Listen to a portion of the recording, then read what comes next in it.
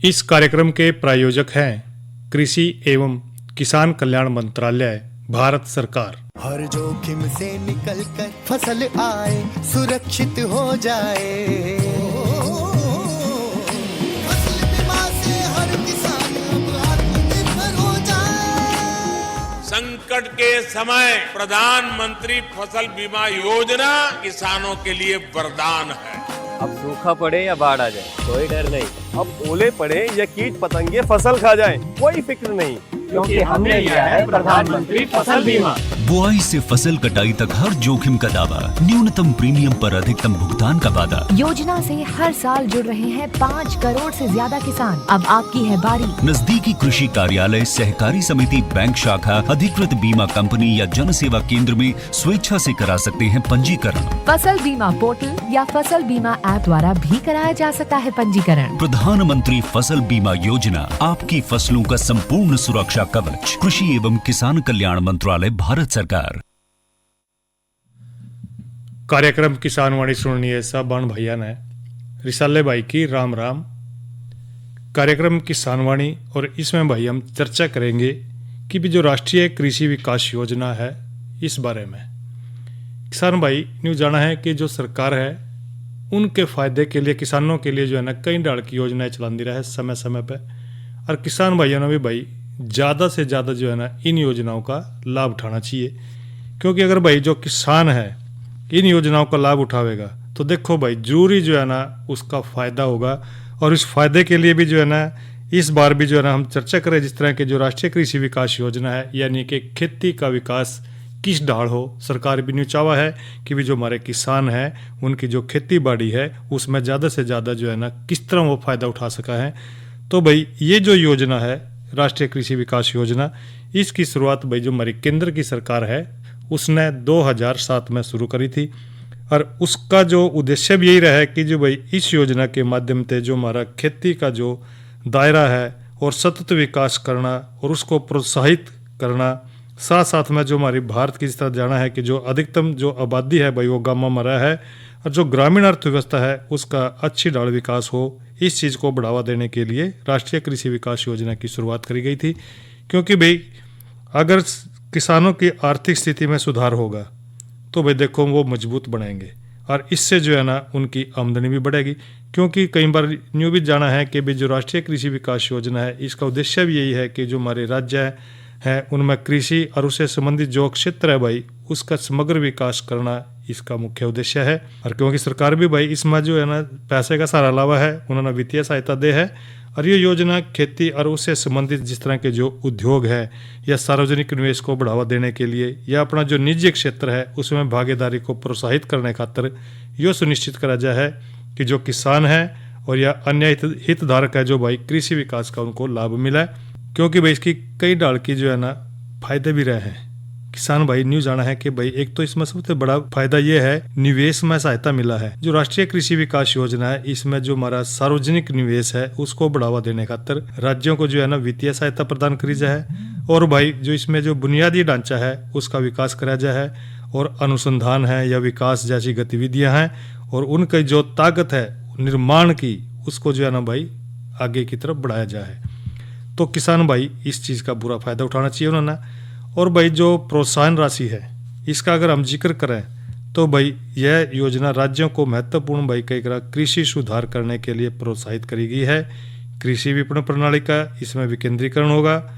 और एक बात और याद रखें कि जो भाई इसमें निवेश को आकर्षित करना, कृषि के जो इनपुट हैं और खरीद और वितरण है उसमें खास तरह की जो है ना सुव्यवस्थित करना इस योजना की मुख्य विशेषता रही है। क्योंकि किसान भाई जो है ना इस योजना का लाभ अपना उठाना चाहिए। क्योंकि अपनी शुरुआत से ही देखा है राष्ट्रीय कृषि विकास योजना में जो भारतीय कृषि है इसके विकास में योगदान दिया गया है और भाई इसके लाभ भी कई डाल के हैं। जिस तरह के रोजगार पैदा करा है तो राष्ट्रीय कृषि विकास योजना तो क्या है, खेती का जो हमारा क्षेत्र है उसमें पर्याप्त रोजगार के जो है ना अवसर पैदा करे जाए हैं। उत्पादन में वृद्धि हुआ है क्योंकि भाई अगर जो खाद्यान्न हमारा या दूसरे और अन्य उत्पाद हैं उनमें जो है ना अच्छी ढाणा बढ़ोतरी है और उसको आगे की तरफ भी बढ़ाना है, जिससे जो राष्ट्रीय खाद्य सुरक्षा है वो काफ़ी मजबूत हो जाएगी और देश का विकास होएगा। क्योंकि जो हमारा देश है खेती प्रधान देश है और बुनियादी ढांचे का भी विकास राष्ट्रीय कृषि विकास योजना की भाई एक खास विशेषता यही रही है और इसका फ़ायदा भी यही है क्योंकि भाई जो बुनियादी ढांचा है उसको मजबूत करने में महत्वपूर्ण भूमिका निभाई है, जिससे जो है ना इस क्षेत्र में एक मजबूत आधार तैयार हुआ है। और किसानों की आय में बढ़ोतरी करना भाई कृषि उत्पादकता और बाजार पहुंच में सुधार करके राष्ट्रीय कृषि विकास योजना ने किसानों की आय बढ़ाने में पूरी मदद करी है।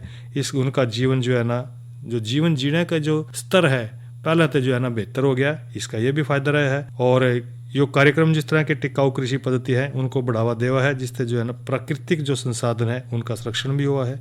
तो भाई इस तरह जो है ना जो राष्ट्रीय कृषि विकास योजना है ये सरकार ने किसानों के लिए चला रखी है और किसानों ने भी भाई इस योजना का भरपूर फायदा उठाना चाहिए ताकि वो खेती में आगे बढ़े और भाई उत्पादन की जो ताकत है खेती की वो भी अच्छी तरह हो और ताकि और किसान भाई का फायदा बना रहे और उसकी आमदनी में भी इजाफा हो।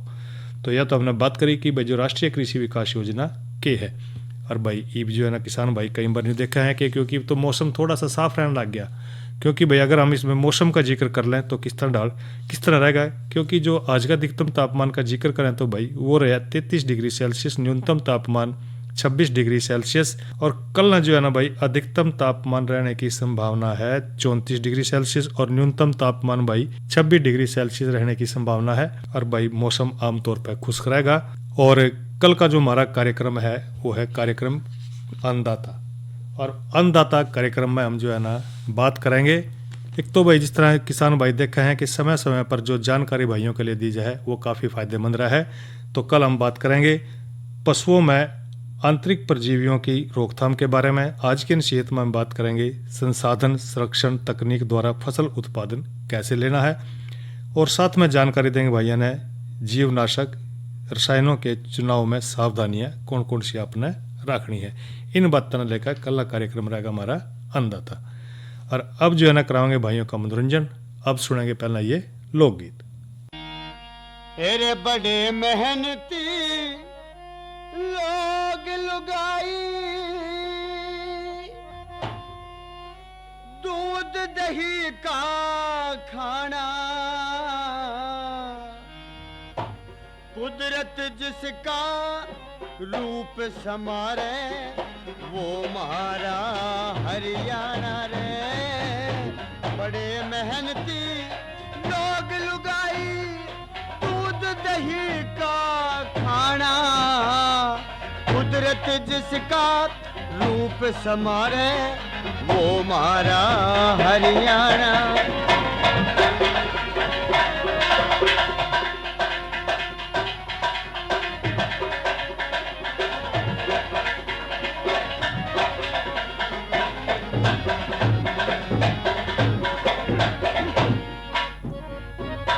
श्री कृष्ण ने अपनी गीता का ज्ञान दिया हरियाणे में, महाबली कर्ण ने सोना दान किया हरियाणे में। और पानीपत का ऐतिहासिक मैदान दिया हरियाणे में।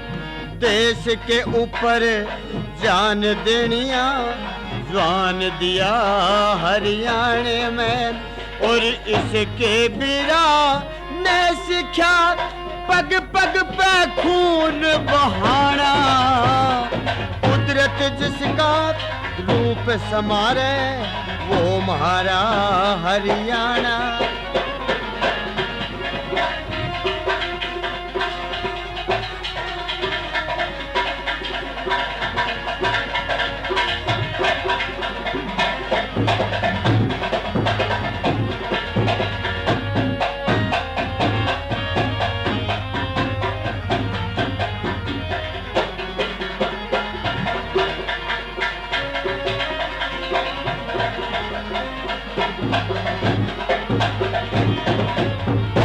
यहाँ दिवाली सज धज आती, यहाँ दिवाली सज धज आती, होली धूम मचाती, बड़ी बडेरी टूंगे मारे फागण में मस्ताती।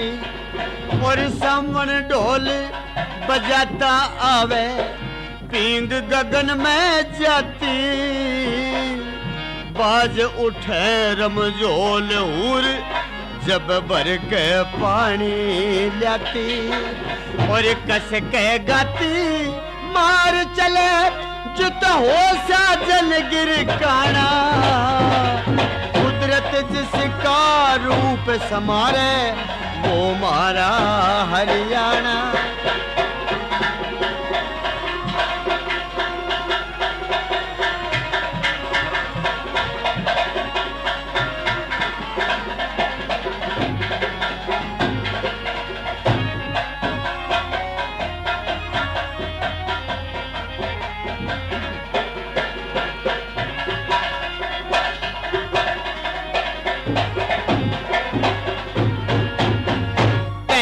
जित हल चले थे भाई, पहला जित हल चले थे, आज उड़े ट्रैक्टर चले, और पैदावार बढ़ाने खातर लोग यूरिया डाले, और धरती में सोना काढ़न में कोई कसर न घले।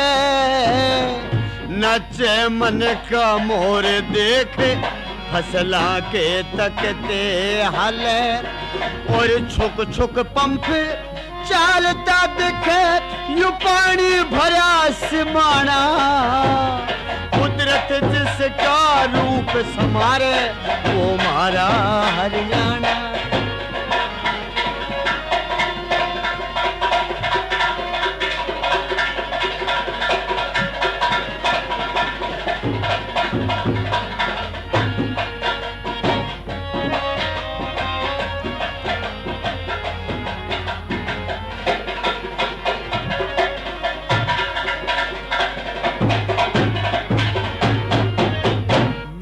गाम और घर घर में, मारे गाम गाम और घर घर में बिजली के बल्ब चस गए।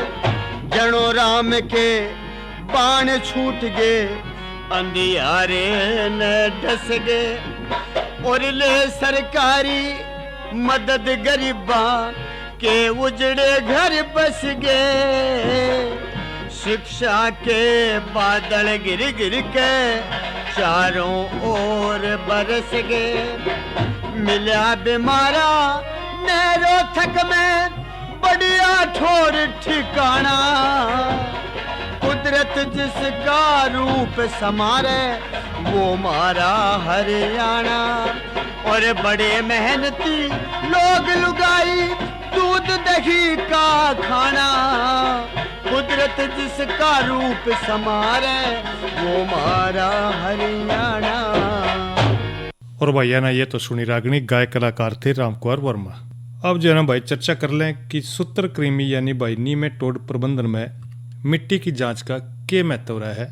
भाई जो नीमाटोड का जिक्र कराया या भाई सूत्रकृमि यानी के सूत्र का मतलब एक धागे की तरियां ऐसा सूक्ष्म जीव है भाइयों जो खास करके जो है ना विशेष तरह की मिट्टी और पानी मर रहा है। नीमाटोड लगभग भाई कई बार सारी डाल की फसलों को नुकसान पहुंचाते हैं। हालांकि वही देखा है कि जो भूमिगत आदत है या सूक्ष्म आकार है इसको जो है ना हम ऐसे बिल्कुल नहीं देख सकते क्योंकि यह परजीवी है जो भाई पौधे के उत्तकों के माध्यम से आगे बढ़ते हुए नुकसान पहुंचाता रहा है। सूत्रकृमि जिन पौधे में लाग रहा है भाई उसके लक्षण किस तरह के होंगे। एक तो जो पादप परजीवी सूत्रकृमि है देखने में आवा है कि जो प्रपोषी पौधों की जड़ा में और भाई जड़ों के चारों ओर की जो मट्टी है ना या भाई पौधे के तने पत्तियां और बीज उनमें पाया जाए है। नीमाटोड जिनमें हुआ भाई उसके में जरा खासकर जो है ना वो फसल या नीमाटोड कीट के प्रकार के आधार पर हम कई तरह जो है अलग अलग तरह के हुआ। यहाँ जब भी भाई मिट्टी और जड़ा के नमूने लेने हो या पौधों का चयन नहीं करना चाहिए क्योंकि जो मृत हैं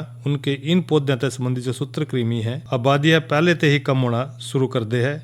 और किसान भाई देखा है कि जो पॉली हाउस है या धान की नर्सरी है, अमरूद है, नींबू है, इस तरह के जो पौधे हैं या सब्जियां हैं कई प्रकार की फसलों को लगाने से पहले भाई मिट्टी की जांच उन्होंने जरूर करवा लेनी चाहिए। और मिट्टी की जांच की जरूरत भी बहुत है क्योंकि एक तो भाई जो फसल में अधिक उपज लेने के लिए ये जानना जरूरी है कि जो मिट्टी में भी कौन कौन से सूत्रकृमि पैदा हो रहे हैं या कौन कौन से उस मिट्टी में हैं।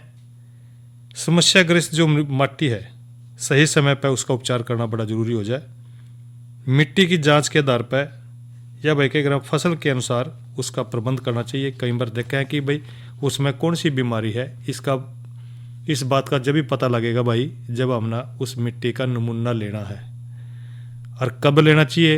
एक तो भाई मिट्टी के नमूने को किसी भी समय यानी कि भाई बसंत लेकर चालू जो साल है उसमें देर तक गिरने तक एकत्र करा जा है।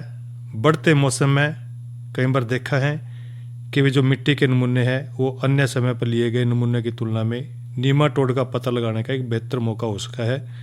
नीमाटोड समस्या कई ग्राम भाई बहुत ज़्यादा रहा है मिट्टी में, तो ज़्यादातर पौधों में जो है ना परजीवी नीमाटोड की आबादी सितंबर और अक्टूबर में सबसे ज़्यादा देखने मिला है। शुरुआती दौर में तो इसका नमूनाकरण करने में जो उत्पादक हैं उनको समय पर जो है ना फैसला लेने की ज़रूरत ये रहा है, क्योंकि भाई कई बार देखा है कि ये तो बसंत के दौरान फसल को अगले बसंत में लाया जाना चाहिए या नहीं। फसल लगाने से पहला भाई बसंत में नमूनाकरण भी एक विश्वसनीय हो सका है। नमूना कितने गहराई पर लेना चाहिए भाई? जो रूट जोन के भीतर नीमाटोड है सबसे ज़्यादा उठा इनकी संख्या हुआ है और फसलों के लिए उथली जड़ों के नमूने ले सका है। और नमूना लगभग भाई 20 सेंटीमीटर की गहराई तक ले जाया जा है। 20 से 40 सेंटीमीटर या भाई अधिक देखा है, तो खासकर जहाँ गहरी जड़ें फसलें जिस तरह के पेड़ है अमरूद और नींबू वर्गीय फलों में रूट जोन के पास तो मिट्टी और जड़ों को भाई इकट्ठा कर सके हैं। लेकिन कुछ प्रजातियों में भाई 30 से लेकर 60 सेंटीमीटर में उच्चतम आबादी हुआ है। इस बात का भी ध्यान रखना है। मिट्टी के नमूने जब आप ले रहे हो तो कई बातों का ध्यान आपने रखना है। एक तो मिट्टी का नमूना लेते समय भाई जो ऊपर की सतह है, एक तो घास फूस है या कंकर पत्थर कोई पड़ा हो, अच्छी डाल ओढ़े की जमीन को भाई साफ कर लें। अधिक पौधे भाई वार्षिक हुए और उन पौधे के चारों ओर की जो मिट्टी सहित जो है ना संपूर्ण पौधों को एकत्रित कर सके हैं। खेत की सभी जगह से मिट्टी के नमूने लें और इन सभी नमूनों को भाई आपस में अच्छी तरह इनको मिला लें। जो आप देखा है, जो आपने पौधों का चुनाव कर लिया है, मूल मंत्र तो यही कहेंगे हम तो भाई मिट्टी को पहले हटाना चाहिए और मिट्टी का एक नमूना लगभग 500 ग्राम या भाई साथ ही जो है ना जड़ परीक्षण के लिए कम से कम 10 ग्राम फीडर जड़ों की जरूरत होगी। विशेष रूप से हम देखा है कि जो लक्षण दिखने वाली जड़ों को हमने शामिल करना चाहिए। जिस तरह की कई बार देखा है जो जड़न है ना, वो इसमें आपने खास ध्यान रखना है इस बात का। एक तो जो मिट्टी इकट्ठी करी गई है उसका नमूना ज़्यादा गिल्ला हो तो भाई उसको छाया में सुखा लेना है। कई बार देखे हैं कि नीचे ज़मीन भाई गिल्ली हो तो उसको छाया में सुखा लें। नमूनों को इकट्ठा करने के बाद भाई खास काम आपने युद्ध करना है कि एक तो 1 एकड़ के खेत तक लगभग 8-10 थानों तक मिट्टी निकालनी चाहिए। अब इस मिट्टी को साफ सुथरे पॉलीथीन में भर के और भाई इसमें एक लेबल लगा लें। ध्यान रखेंगे भी हमने ये मिट्टी कहाँ से ली, उस कौन से खेत में तो ली, उस खेत के भाई डोल लवा तो ले, चारों कानी तो ले लें तो बढ़िया रहेंगे, बीच में तो भी ले लें, फिर सारी जो है ना आपने मिलानी है। एक बात और ध्यान रखें हैं, जब हम ये सारी मिट्टी इकट्ठी कर लेंगे लगभग आधे किलो के करीब, तो उसमें आपने जब इसको प्रयोगशाला में भेजेंगे, नज़दीक की जो मिट्टी की जाँच करने वाली प्रयोगशाला है उस पर आपने कुछ एक बातें ध्यान रखनी है, वो लिखनी है। जिस तरह के किसान का नाम होना चाहिए भाई, दूसरा गांव का नाम, पोस्ट ऑफिस, ब्लॉक का नाम, खेत का नाम और भाई नंबर कौन से किले की है। या मिट्टी नमूना लेने से पहला की जो फसल की थी और लेने के बाद की फसल कौन सी है और भाई अब हम कौन सी लेंगे, ये सारी बातों का ध्यान रखना है आपने प्रयोगशाला में भेजने से पहला।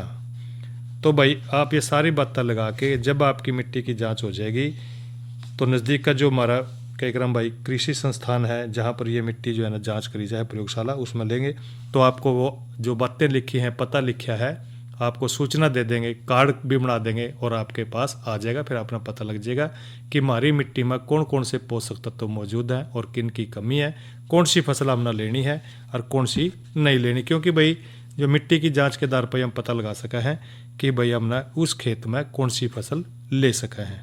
तो यह तो बात करिए हमने भाई सूत्रकृमि निमेटोड प्रबंधन में मिट्टी की जांच का क्या महत्व रहा है। अरे भाई नई फसल नई उमंग में बात करेंगे। गेंदा के फूलों की बिजाई में सावधानियां रखनी जरूरी है, क्योंकि भाई देखा है जो गेंदा है एक लाभकारी फूल है। ब्याह शादी में ला लो, तीज त्योहार ना ला लो, भाई गेंदे की पूरी मांग रहा है। और भाई कम तो ये कहें कि जो भाई फसलों के साथ साथ अगर फूल भी लें, खेती करें फूलों की, तो काफ़ी भाई सौदा जो है ना फूलों वाला मुनाफे करा है। तो गेंदा भी एक फूल वाली और अहम फसल है। कई तरह की मिट्टी और मौसम में आसानी से इसने उगा सका है, क्योंकि भी लेकिन इसकी अच्छी पैदावार के लिए दोमट मिट्टी में और सर्दी के मौसम में भाई इसको लाना चाहिए। गेंदे की खेती कई ग्राम भाई व्यावसायिक रूप से अच्छी पैदावार वाली और लाभकारी फसल है, क्योंकि गेंदे की खेती खास करके भाई जो खुले फूलों के लिए करी जा है। इसके फूल सभी अवसरों पर काम आवा है। खासकर आप देखा है जब ब्याह शादी का सीजन आवा है तो इसकी पूरी मांग बढ़ जा है। जो किसान भाई फूलों में काम कर रहे हैं, जिन किसान भाइयों ने भाई खेत में जो है ना फूल ला रखे हैं, क्योंकि जो शहरों के आसपास खेती करा है उन्होंने तो खास मुनाफा रहा है इस डाल की खेती करने का, क्योंकि भाई नज़दीक तोड़े और दे आवा शहर बाजार में। गेंदे की खेती भाई खास करके जो है ना जिक्र भी कर रहे हैं हम कि पूजा पाठ में ला लो, रंगोली बनाने में, रंग बनाने में, इस तरह जो है ना इसकी माला बना ले हैं तो सजावट के लिए जो है ना खास इसकी मांग बढ़ जा है। इन फूलों को भाई मुर्गियों को भोजन के साथ साथ जो है ना अंडे में विटामिन ए की मात्रा बढ़ा दे है, या अंडे का रंग भी सुंदर हो जा है और फसल खेती में जो सूत्रकृमियों को भी नियंत्रण करा है। यो गेंदे की खेती कई डाल की जो है ना किस्में हैं गेंदे की, जिस तरह के अफ्रीकन गेंदा है, इसके पौधे की बढ़वार ज्यादा रहा है, जिसके कारण भाई इस पौधे की ऊंचाई और फैलाव ज्यादा है। इसके फूल का जो आकार भी बड़ा हुआ है और भाई कई क्रम व्यावसायिक खेती के लिए आमतौर पर यही गेंदा लगाया जा है। इसमें मुख्य किस्मों का जिक्र करें तो भाई African giant orange, African giant yellow, African giant lemon yellow और भाई टिटेनिया, मेमोथ, गोल्डस्मिथ इस डाल की जो है ना इस गेंदे की किस्में हैं। एक है फ्रेंच गेंदा। इस गेंदे की बढ़वार जो है ना कम है थोड़ी सी, इसकी ऊंचाई और फैलाव भी कम है थोड़ा। गमले और क्यारियों में भाई सजावट के लिए घर और कई ग्राम भाई दफ्तरों में खास करके यो लगाया जा है। इसके फूलों का आकार भी भाई थोड़ा छोटा सा हुआ है। मुख्य किस्मों का जिक्र करें तो भाई रस्टी रेड है, बटर स्कॉच है, रेड ब्रेकी टड है, या कई ग्राम लोकल भी है। गेंदे के पौधे लगाने के लिए भाई पहले इनको पौधशाला में एक तैयार करा जाए है और 1 एकड़ के लिए भाई लगभग 200 से लेकर 250 ग्राम जो है ना बीज बहुत रहेगा इसके लिए। पौधशाला में 10 से 15 सेंटीमीटर उठी हुई क्यारियों में इसकी बिजाई कर सके हैं। क्यारियों में बीज डालने के बाद बीज पर भाई जो है ना गोबर की खाद की हल्की सी पर चढ़ा दें। इसके बाद उसे भाई घास फूस या पत्तों से ढक दें। इससे जो है ना क्यारी में एक तो नमी बनी रहेगी और दूसरा पक्षियों से भी बचाव रहेगा।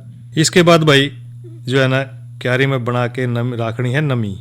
लगभग 1 महीने के बाद 8-10 सेंटीमीटर या 6 से लेकर 8 पत्ती जब हो जाए खेत तो पौधे खेत में स्थानांतर कर दें। भाई वहाँ से पौध को उखाड़ कर जोर से किले में आपने लगाने हैं उसमें इसकी पौध लगा दें। और भाई जो है ना पौधशाला में तैयार पौधों को 30 सेंटीमीटर भाई और 40 सेंटीमीटर की दूरी पर लगाकर पानी दे दें। गर्मी के दिनों में 5-7 दिन और सर्दी के दिनों में भाई 10-15 दिन के अंतराल पर सिंचाई कर दे रहे हैं। और तैयार खेत में 40 टन गोबर की खाद और भाई 250 kilogram urea, 60 kilogram muriate of potash प्रति एकड़ आपने डालनी है। खेत में भाई पौधा रोपण से पहले गोबर की खाद, फास्फोरस, पोटास 1/3 नत्रजन डाल दें। बाकी की नत्रजन की मात्रा भाई पौधे लगाने के बाद यानी कि 5 सप्ताह के बाद आपने खेत में डालनी है। पौधा रोपण के बाद भाई जब पौधे 20 से लेकर के 25 सेंटीमीटर के हो जाए तब पौधे के ऊपर की जो कोम्पल है तोड़ दें और जिससे पौधे का जो मुख्य तना है इसकी बढ़वार रुक कर इसके चारों तरफ नई कलियां निकलनी शुरू हो जाएंगी और भाई पौधे का फैलाव बढ़ जाएगा। तो कई बार देखा है कि भाई जो इसमें फूलों की जो तोड़ाई का जिक्र करें तो भाई वो आपने सांझ के टाइम तोड़ने चाहिए या सवेरे तोड़ने चाहिए। कई बार देखा है कि फूल कम से कम मुरझाएं, इस बात का ध्यान रखना है और उसने तोड़ के फूलों को जो है टोकरी में रखें, इसके आसपास नमी बना कर रखें और भाई फिर जो है ना इसको आप नज़दीक के शहर बाजार में मंडी में ले जाकर बेच सको हो और भाई अपने नगद पैसे ले सको हो। तो इससे जो है ना आपकी आमदनी भाई बढ़ेगी। तो कई बार यूँ भी देखा है कि इसमें कई तरह बीमारी भी आ जाए, जिस तरह अर्धगलन का रोग है यूँ खास करके इसमें आ जाए है, साथ साथ में पद्दों का धब्बा रोग या जिसमें झुलसा रोग कहते हैं वो भी आ जाए।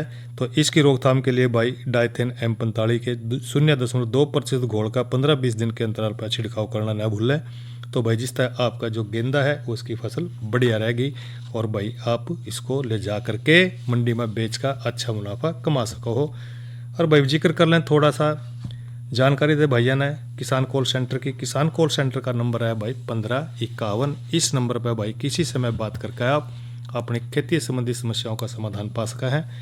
और भाई एक जानकारी साथ में साझा कर लें कि प्राकृतिक खेती किस तरह शुरू करनी चाहिए, क्योंकि छोटा जिम्मेदार ने सोचा है कि भाई हम ना अगर प्राकृतिक खेती शुरू करती, कभी ऐसा ना हो भाई हम शुरू कर दे माना जो ना रोजी रोटी के भी लाले पड़ जा। तो भाई हमने जो है ना ये ध्यान रखना है कि भाई पहला जो है ना अगर तो आपके पास मान लो भाई 2 किल्ले हैं, आधा किल्ले में कम से कम जो है ना प्राकृतिक खेती की शुरुआत करनी चाहिए, ताकि आप धीरे धीरे करके जो है ना आगे बढ़ सको हो। कई बार न्यूज़ देखे हैं कि भाई न्यूज़ सोच दे रहे हैं कि हमने अगर शुरू भी कर दी तो भाई हमने पता नहीं भाई हमारा आमदनी होगी या घाटा पड़ेगा।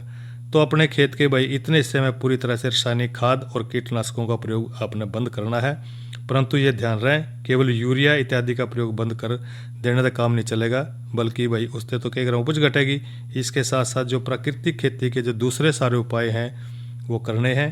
और भाई कई लोग नहीं सोचा है कि शुरुआत नहीं कर पाते कि अगर भाई हम कीटनाशकों का प्रयोग बंद करेंगे तो भाई पड़ोसी कीटनाशकों का प्रयोग करते रहेंगे तो हमारे खेत में कीट का प्रयोग जो है ना बढ़ जाएगा। डर के मारे भाई कभी हमारा खेत खराब हो जाए, ऐसी बात नहीं है, इस बात की चिंता ना करें। तो भाई अगर कोई किसान भाई अपने खेत में एक हिस्से में कीटनाशकों का प्रयोग बंद कर दे, बाकी हिस्से में और रसायन का प्रयोग कराए, तो भाई उससे जो है ना कोई नुकसान नहीं होगा। और खेत में जिससे हिस्से प्राकृतिक खेती अपनाई है उस हिस्से में जो मित्र कीट हैं बढ़ जाएंगे, और भाई दूसरी और मिट्टी और पौधों की जो बढ़ी हुई ताकत है प्राकृतिक तरीके से भाई उसको उगा सका है, और फसल पर जो हमला हो रहा है उसको कमी होगा। ये डरने की कोई जरूरत नहीं भाई, हम तो कहें कि प्राकृतिक खेती करें और भाई अच्छा लाभ कमावें। और भाई इसी के गले हमारा जो कार्यक्रम किसान वाणी है वो संपन्न हो रहा है। इस साल भाई ना दो इजाजत, अच्छा भाइयों राम राम। इस कार्यक्रम के प्रायोजक थे भाई कृषि एवं किसान कल्याण मंत्रालय, भारत सरकार। अरे अरे अरे क्या कर रहा है? इधर इधर इधर हम बोल रहे हैं तेरे बीजू का। उतला बोल रहा है? हाँ, पक्षियों से तो हम खेत को बचा लेते हैं, पर इन घातक रसायनों से कैसे बचाएं? मतलब? देख बेटा, तू जो ये अंधाधुंध रसायन मिलाता है ना, मिट्टी की सेहत बिगड़ने लगी है। और जब माटी ही कमजोर पड़ जाएगी तो उपज कैसे सेहतमंद होगी? अरे पहले ऐसा नहीं था, पूछना अपने बड़े बुजुर्गों से, कैसे फसल लहलहाती थी, शुद्धता झलकती थी। हाँ, माटी भी तंदुरुस्त और लोग भी। अरे अब पहली वाली बात कहाँ? पर अब तो सभी डाले हैं। सब नहीं, आज भी लाखों जागरूक किसान परंपरागत विधि से फसल उगा रहे हैं। खर्चा कम और उपज की कीमत भी बेहतर पा रहे हैं। सच है? रे बेटे, एक्सपीरियंस से बता रहे हैं, धूप में बाल सफेद नहीं किए हैं। हाँ। ठीक है भाई, मैं भी आज से जैविक खेती शुरू करूंगा। माटी से प्रेम की परंपरा है, परंपरागत खेती।